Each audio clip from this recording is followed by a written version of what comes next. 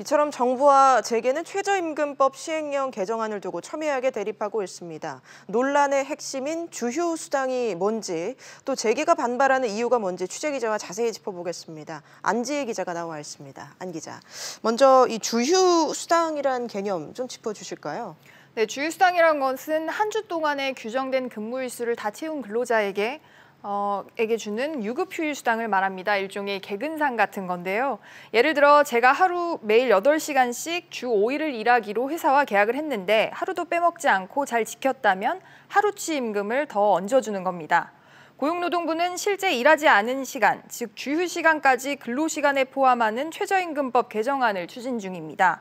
개정안이 통과되면 하루 8시간, 주 5일 노동 기준으로 인정받을 수 있는 월 근로시간이 현행 174시간에서 209시간으로 늘어나게 됩니다. 재계가 반발하는 이유는 뭔가요?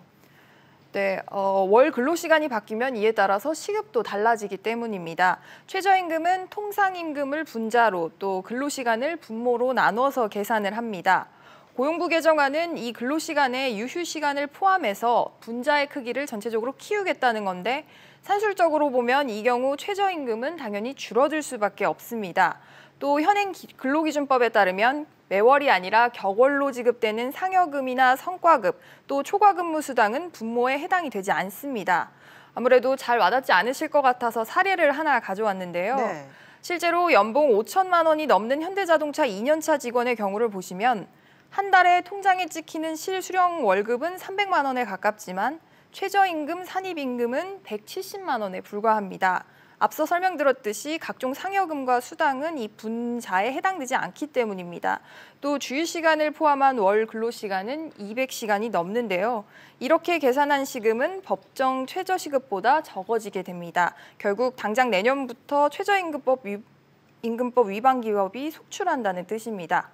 송경식 경영자 총협회 회장은 대통령께서도 최저임금을 조정해야 한다고 말씀하셨는데 고용부만 의견이 다른 것 같다면서 오늘도 날선 비판을 이어갔습니다.